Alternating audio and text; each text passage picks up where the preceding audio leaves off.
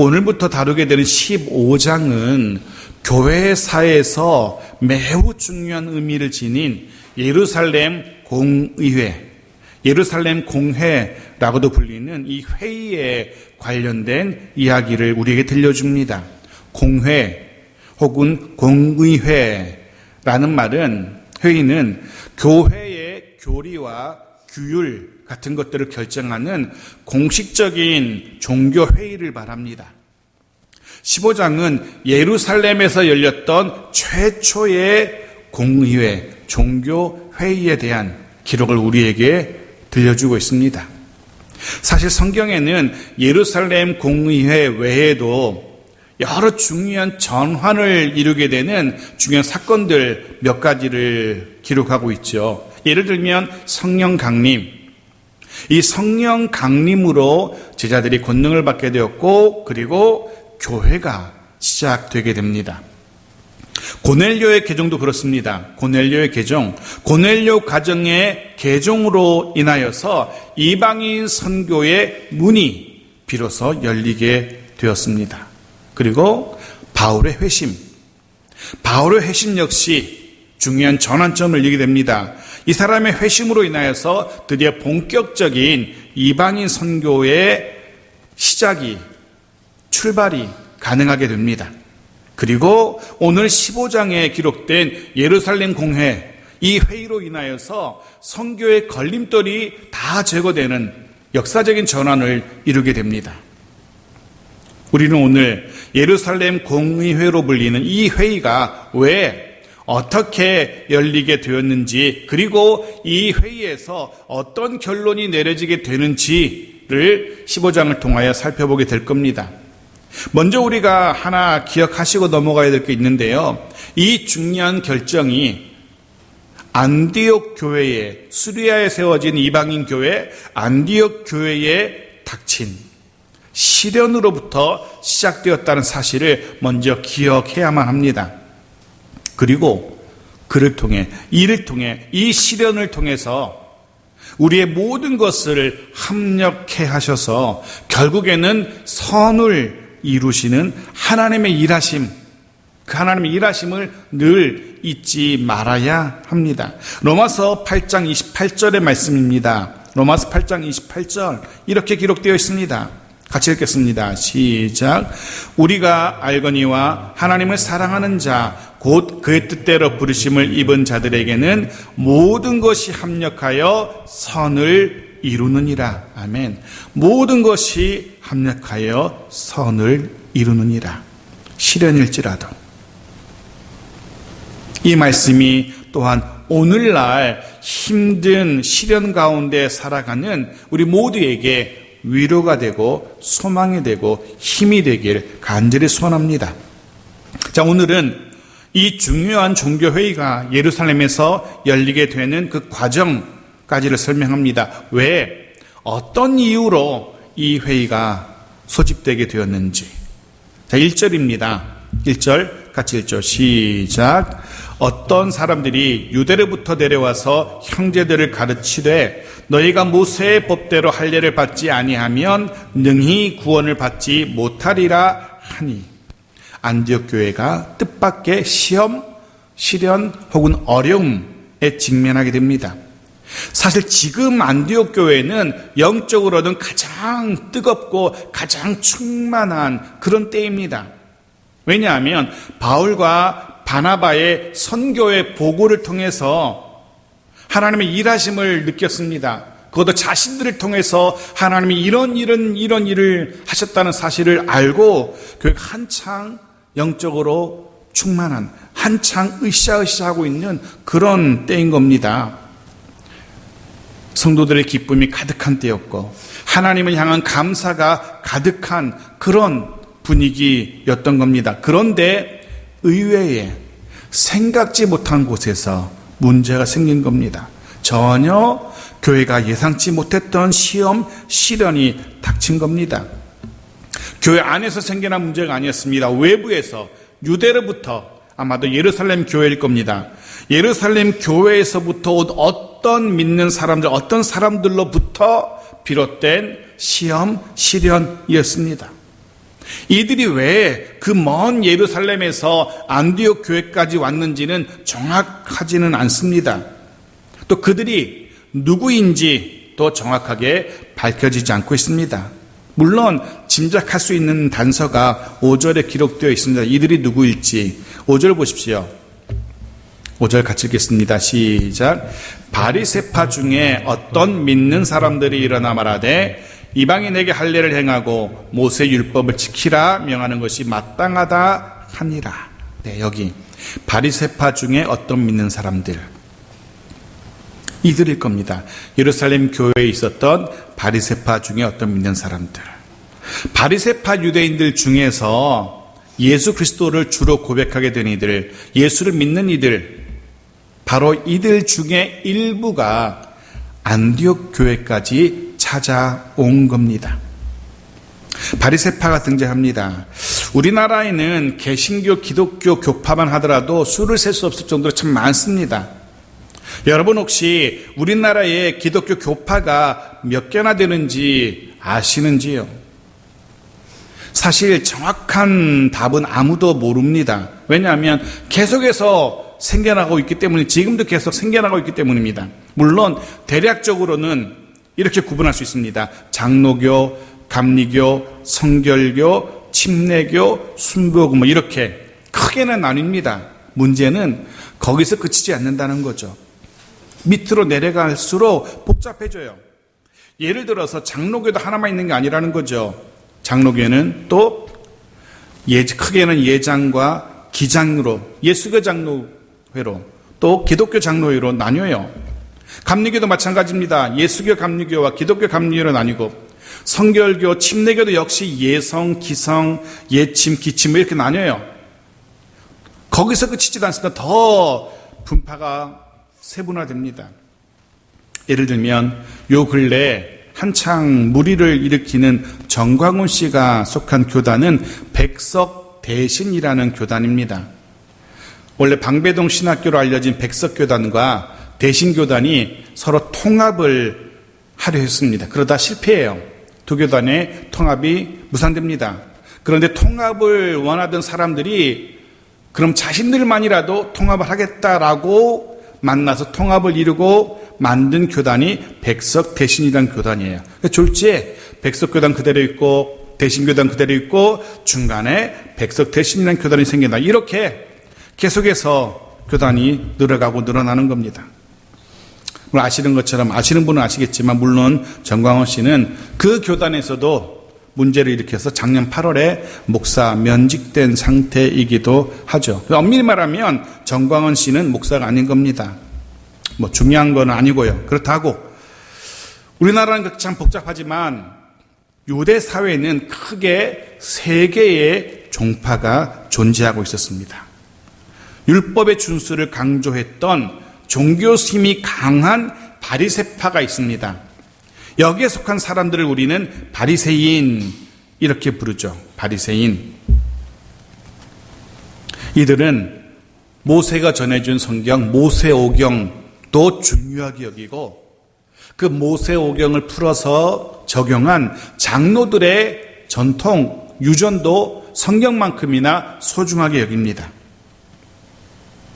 반면에 이들과는 다르게 바리새파와는 다르게 다분히 세상적인 종교인이라고 할 수 있는 사두개파라는 종파도 있었습니다. 여기에 속한 사람들을 우리가 잘 아는 사두개인이라고 부르게 되죠. 이들은 희한하게 영적인 존재를 부인합니다. 천사라든가 사탄이라든가 이런 존재를 부인해요. 당연히 부활도 영생도 믿지 않습니다. 철저하게 현실에 만족하는 세속적인 종교인이라고 할 수 있을 겁니다.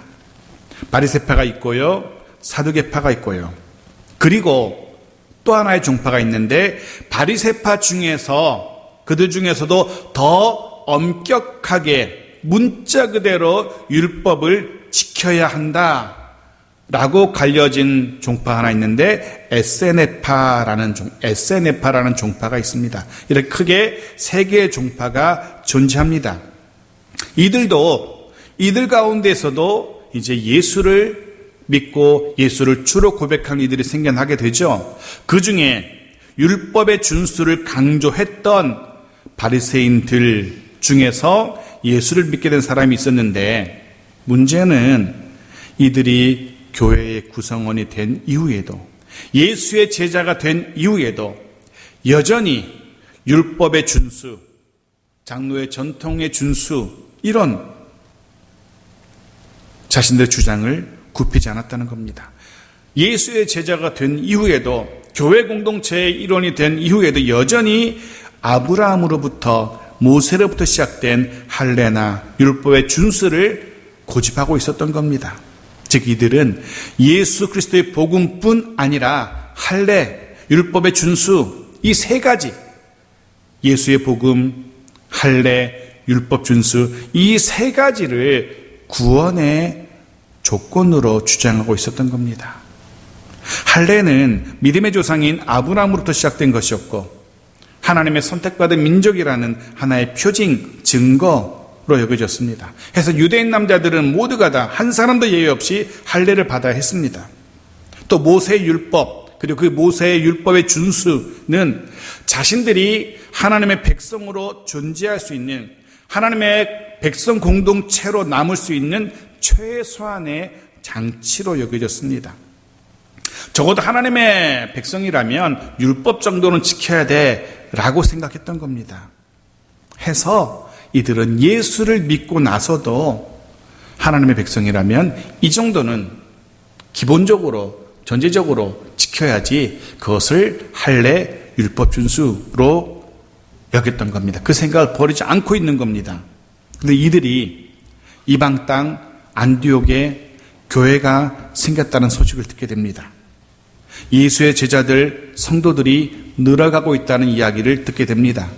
문제는 이들의 생각에,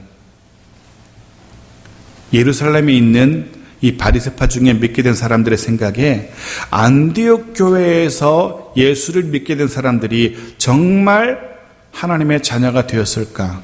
정말 주의 백성이 되었을까? 확인해보고 싶은 생각이 든 겁니다. 왜냐하면 이들의 생각으로는 정말 하나님의 자녀가 되기 위해서는 믿음 외에도 할례와 율법의 준수가 중요한데, 안디옥 교회도 그런 유대인의 전통도 율법도 지키는지 확인하고 싶었던 겁니다. 그래서 그 먼 안디옥 교회까지 와서 그들에게, 안디옥 교회 성도들에게 이렇게 말합니다. 다시 한번 1절 보십시오. 그들이 뭐라고 말하는지. 1절 같이 읽죠. 시작. 어떤 사람들이 유대로부터 내려와서 형제들을 가르치되 너희가 모세의 법대로 할례를 받지 아니하면 능히 구원을 받지 못하리라 하니. 그렇습니다. 모세의 법, 율법의 준수, 그리고 할례를 받지 않으면 구원받지 못한다라고. 율법을 지켜야 되고 할례를 받아야 한다라고 주장하는 겁니다. 그래야만 하나님 나라의 백성, 그래야만 하나님의 구원 받을 수 있다라고 주장하고 있는 겁니다. 물론 이들의 주장에는 근거가 전혀 없는 건 아니죠. 창세기 17장 14절에는 이렇게 이야기합니다. 창세기 17장 14절 읽어드립니다. 할례를 받지 아니한 남자 곧 그 포피를 베지 아니한 자는 백성 중에서 끊어지리니, 백성 중에서 끊어지리니 그가 내 언약을 배반하였음이니라. 백성 중에서 끊어지리니, 할례가 하나님의 백성이 되는 전제 조건으로 제시되어 있습니다. 이런 말씀의 근거 아래에서 할례를 구원을 위한 전제 조건으로 제시하고 있는 겁니다. 물론 자신들, 유대인 출신의 자신들은 당연히 이 전제 조건을 만족시켰다라고 생각했고요. 하지만 바울과 바나바의 생각은 전혀 달랐습니다. 바울과 바나바는 그와 같은 것들이, 할례라든가 율법의 준수와 같은 것들이 구원의 전제 조건이 될 수 없다라고 생각합니다. 그의 생각을 들어보십시오. 로마서 1장 17절은 이렇게 이야기하죠. 로마서 1장 17절입니다. 같이 읽겠습니다. 시작. 복음에는 하나님의 의가 나타나서 믿음으로 믿음에 이르게 하나니 기록된 바 오직 의인은 믿음으로 말미암아 살리라 함과 같으니라. 믿음으로 말미암아 살리라. 오직 믿음만이, 예수 그리스도를 향한 믿음만이 구원의 유일한 조건임을 분명히 밝히고 있습니다. 오직 믿음. 이것이 사도 바울의 고백이었고, 또한 이것이 우리의 고백이고, 또한 그것이 성경 전체의 가르침입니다. 오직 믿음. 요 근래 비대면 예배다, 대면 예배다 말들이 참 많습니다. 교회마다 참 주장들이 다릅니다. 근데 사실 중요한 건 교회에서, 이곳 교회당에서 예배를 드리던, 가정에서 예배를 드리던, 중요한 건 그 예배 자체가 아닙니다. 그 예배를 통한 하나님과의 만남이죠. 그게 중요한 겁니다. 하나님 앞에 선 예배자, 이게 중요하고 이게 핵심입니다. 아무리 교회당에 모여서 예배한다 할지라도 그 하나님을 만나지 못하고 그 하나님 앞에 하나님을 직면하지 못한다면 그 예배가 무슨 의미가 있고 소용이 있겠습니까? 중요한 건 하나님 앞에 선 예배자, 하나님과의 만남입니다. 교회당 자체에 나오는 게 중요한 게 아니라 그 예배를 통해서 선포되는 말씀과 찬양과 기도를 통해서 하나님과의 만남이 중요한 겁니다. 하나님과 만나는 게 소중한 겁니다. 사실 이미 이전 오래전부터 일상에서 요즘 한참 논란이 되는 비대면 예배를 드리고 있는 이들이 이미 있어 왔었습니다. 주일에 예배를 드릴 수 없는 이들이 참 많습니다. 예를 들면 경찰관이라든가 소방관이라든가 병동에서 일하는 간호사분들이라든가 이런 분들은 주일을 온전히 지킬 수 없기 때문에 이전부터, 오래전부터 영상으로 예배 드리고 말씀을 듣곤 했었습니다. 비대면 예배 그 자체가 문제가 아니라는 거죠. 오늘 우리도 비록 비대면 영상으로 예배하지만 하나님과의 영적인 만남이 있는 복된 시간이 되어야만 하는 겁니다. 그럼에도 불구하고 고집스럽게 대면 예배에 생명을 건다는, 그러면서 정부와 맞서는 교회들, 몇몇 소수의 교회들을 봅니다. 참 답답하기도 하고 안타깝기도 합니다. 성경 그 어디에도 대면 예배만이 예배라고 말하고 있지 않기 때문입니다. 마치 할례와 율법의 준수를 구원의 조건이라고 고집하는 바리새파와 다를 바가 없습니다. 하기는 조금 전에 말씀드렸던 그 정광훈 씨죠. 그 사람은 성경 중에 모세 오경만 성경으로 인정하는 사람입니다. 나머지 61권의 성경은 모세 오경의 해설서에 불과하다라고 그렇게 주장하고 있죠. 바리새파와 현대판 바리새인과 다를 바가 없습니다. 성경 어디에도 교회 당에 와서 예배 드려야만 한다라고 말하지 않습니다. 오히려 마태복음 5장에서는 주님이 그렇게 말씀하시죠. 이웃과 화목한 후에 와서 예물을 드리라고 그렇게 기록합니다. 이웃을 해롭게 하면서 이웃이 다 반대하고 오히려 이웃이 혐오스럽게 느끼게끔 하면서까지 드리는 예배가 과연 하나님이 기뻐하시는 예배일지. 요한일서 4장 20절에서 사도 요한은 이렇게 말하죠. 요한일서 4장 20절 같이 읽도록 합니다. 시작.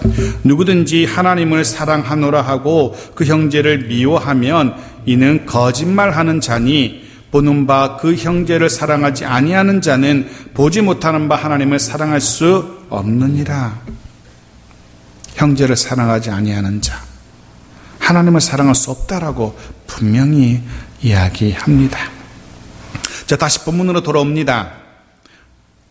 바울과 바나바는 믿음 외에 다른 구원의 조건은 없다라고 단언합니다. 믿음 외에는 없습니다. 또 한 가지 우리가 알아야 할 것이 있습니다. 어떤 사람도 그 누구도 그들의 행위를 근거로 해서 다른 사람의 구원의 유무를 판단할 수 없다는 겁니다. 이미 우리가 교리를 공부할 때 다 다룬 내용들입니다. 그 누구도 다른 사람의 믿음의 정도를 보면서 그 믿음의 정도를 판단해서 구원의 유무를 판단해서는 안 된다는 겁니다. 오직 하나님만이 그 사람의 구원의 유무를 결정하실 수 있으시기 때문입니다. 그럼에도 불구하고 이들 바리새파 출신의 이 성도들은 자신들의 기준으로 교회와 성도를 판단하려 했던 겁니다. 결국 이들 유대로부터 온 어떤 사람들과 바울과 바나바가 부딪힐 수밖에 없게 됩니다. 2절입니다. 2절 같이 읽게 되죠. 시작. 바울 및 바나바와 그들 사이에 적지 아니한 다툼과 변론이 일어난지라 형제들이 이 문제에 대하여 바울과 바나바와 및 그 중에 몇 사람을 예루살렘에 있는 사도와 장로들에게 보내기로 작정하니라. 적지 않은 다툼과 변론이 일어나게 됩니다. 여기 사용된 다툼이라든가 변론이라는 단어들, 이런 단어들은 단순히 의견의 충돌, 그 정도를 의미하는 단어가 아닙니다. 거의 멱살 잡고 싸우는 아주 격렬한 다툼을 나타내는 의미하는 그런 단어인 겁니다. 그들의 다툼이 얼마나 격렬했는지 바울과 바나바는 도무지 양보할 수 없었던 겁니다. 물론 유대로부터 왔던 그들 바리새인 중에 믿는 자들도 그들의 주장을 굽히지 않았다는 겁니다. 아주 시끄럽게 된 겁니다. 교회가 시끌시끌하게 됐어요. 분란에 휩싸이게 된 겁니다. 그럼에도 결론은 나지 않아요. 아무도 양보하지 않습니다. 해서 안디옥 교회와 성도들이 지혜로운 결론을 내리게 되죠. 그럼 이 문제를 여기서 이렇게 싸울 것이 아니라 예루살렘 본교회로 가져가서 거기서 물어보자, 해결해보자 라고 교회와 안디옥 교회와 성도들이 결론을 내죠. 예루살렘 교회에는 헤롯 아그리빠의 박해 때 예루살렘을 떠날 수밖에 없었던 사도들 중에 일부가 돌아와 있었습니다. 그리고 사도들이 교회의 자리를 비웠을 때 그 자리에서 교회를 이끌었던 장로들이 있었습니다. 사도와 장로들.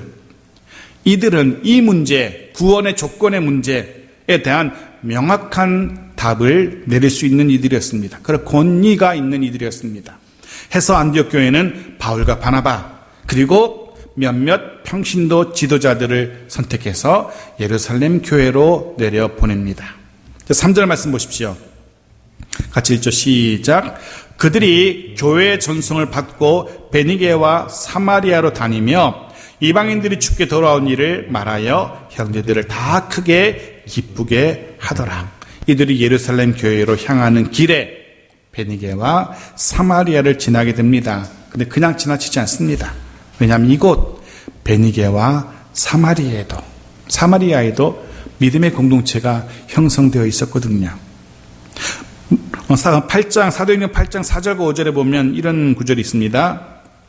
읽어드립니다. 그 흩어진 사람들이 두루 다니며 복음의 말씀을 전할새 빌립이 사마리아 성에 내려가 그리스도를 백성에게 전파하니. 사마리아 성에도 믿는 자들의 공동체가 있었고요. 사도행전 11장 19절에는 또 이런 구절이 있습니다. 같이 읽죠. 시작. 그때 스데반의 일로 일어난 환란으로 말미암아 흩어진 자들이 베니게와 구브로와 안디옥까지 이르러 유대인에게만 말씀을 전하는데, 그렇습니다. 베니게에도 믿는 자들의 공동체가 세워져 있었던 겁니다. 바울과 바나바의 일행은 이들을 믿음의 공동체, 이들 교회에 들려서 이방인들이 죽게 돌아온 일, 즉 자신들의 선교 사역의 열매들을 보고 했던 겁니다. 그리고 성경은 안디옥의 공동체가 베니게와 사마리아의 공동체를 방문한, 그리고 그들의 보고가 베니게와 사마리아 성도들을 기쁘게 했다고, 크게 기쁘게 했다라고 그렇게 기록합니다. 그런 기도를, 그런 생각을 하게 되었습니다. 바나바와 바울의 일행의 방문이, 그들의 이야기가 교회들을 크게 기쁘게 했다라는 이 말씀을 묵상하면서 하나님께서 나의 삶 속에서 이루신 일들로 인하여서 하나님이 내 삶 속에 이루신 일들로 인하여 우리 모두의 공동체가 우리 공동체 모두가 다 기뻐할 수 있는 그런 일들이 있었으면 좋겠다. 그런 일들이 많아졌으면 좋겠다라고 기도하게 됩니다. 여러분의 가정에서 일어난 하나님의 일하심의 열매들, 그 열매를 바라보며 모든 공동체가 기뻐할 수 있었으면 좋겠다. 여전히 힘겨운 시간이 되겠지만 한 주간 동안 주께서 우리의 삶 속에, 나의 삶 속에 행하신 기이한 일들을 나눌 수 있기를 소원합니다. 그리고 그 나눔을 통하여, 그 간증을 통하여 우리 가정뿐 아니라 우리 공동체 모두가 기뻐하고 모두가 감사할 수 있게 되기를 주의 이름으로 축복합니다. 참 우리 기쁨이 넘쳐나는 우리의 가정과 우리의 공동체 되기를 간절히 소원합니다. 자, 4절입니다. 4절 같이 읽죠. 시작. 예루살렘에 이르러 교회와 사도와 장로들에게 영접을 받고 하나님이 자기들과 함께 계셔 행하신 모든 일을 말하매 안디옥 교회 파송을 받은 바울과 바나바의 일행이 예루살렘에 도착합니다. 예루살렘 교회는 사도와 장로들은 그들을 환영하고 영접합니다. 그리고 바울과 바나바 일행은 하나님께서 안디옥 교회와 함께 계셔서 행하신 모든 일들을 예루살렘 교회에 보고하죠. 선교의 사역도 당연히 보고했을 겁니다. 이미 지난주에 말씀드린 것처럼 본문은 어떻게 기록합니까? 어떻게 표현합니까? 하나님이 함께 계셔서 행하신 모든 일, 하나님이 행하신 모든 일로 표현합니다. 선교의 사역은 당연한 것이고 선교의 사역을 포함해서 안디옥 교회가 행한 모든 일들, 그 모든 일들 하나님이 하셨다, 하나님이 행하신 일이다 라고 표현합니다. 그렇습니다. 바울뿐 아니라 바나바뿐 아니라 안디옥 교회 전체는, 모든 성도들은 자신들이 행한 그 모든 일들을 자신들이 아니라 하나님이 하셨다라고 고백하고 있습니다.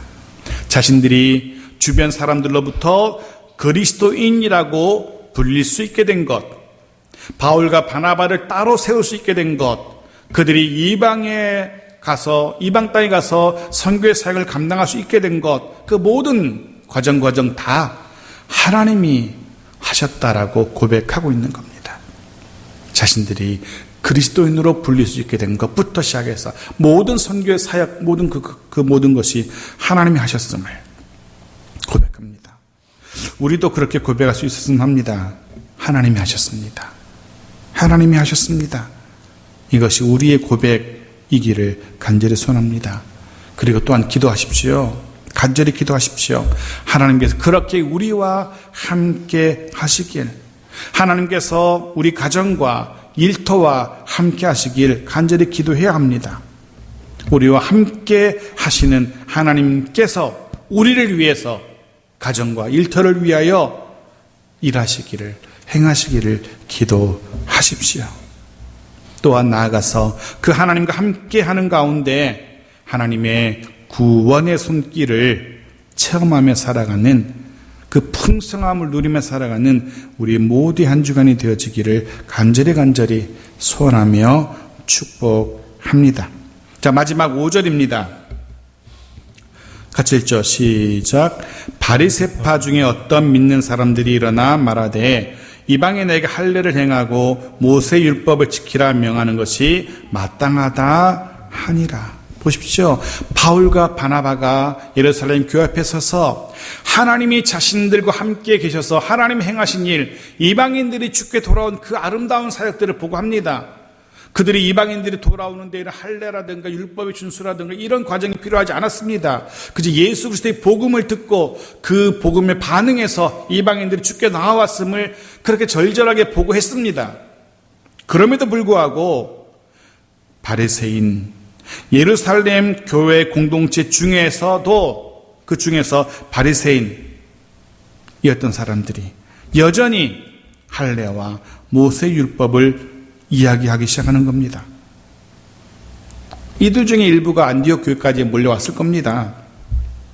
이들은 안디옥 교회도, 안디옥 교회 성도들도 예루살렘 교회 성도들처럼, 자신들처럼 마땅히 할례를 받고 율법의 준수에 서약을 해야 한다라는 주장을 굽히지 않는 겁니다. 그 선명한, 그 분명한 바울과 바나바의 선교의 보고를 듣고도 그저 믿음 하나로 예수를 주로 고백하게 된 그들의 이야기를 듣고도 이 바리새파 중에 믿게 된 사람들은 자신들의 주장을 굽히지 않고 있는 겁니다. 예루살렘 교회에서도 여전히 그 두 주장이 맞붙이고 있는 겁니다. 해서 결국 예루살렘 교회가 회의를 소집하게 되죠. 최초의 종교회의를 소집합니다. 최초의 공의회가 소집된 겁니다. 그 회의가 어떻게 진행되는지, 어떤 결론을 내리는지는 다음에 이어서 살펴보도록 합니다. 오늘 말씀을 정리합니다. 오늘 우리는 안디옥 교회에 닥쳤던 시련을 보았습니다. 하지만 우리는 그 시련을 통해서도 결국 선을 이루어 가시는 하나님이심을 또한 기억해야만 합니다. 또 한 가지 기억하셔야 될 것, 구원의 조건은 아무것도 없다는 사실. 단 한 가지, 내 삶의 모든 것을 합력해 하셔서 결국 선을 이루시는 그 하나님을 향한 믿음 하나만 있으면 된다는 사실 꼭 기억하십시오. 해서 늘 나와 함께 하시며 우리와 함께 하시며 도우시는, 그리고 결국 선을 이루시는 그 하나님을 향한 믿음 바라기는 그 믿음 안에서 기뻐하며 감사하며 살아갈 수 있는 우리 모두의 또 한 주간이 되길 주의 이름으로 축복합니다. 아멘.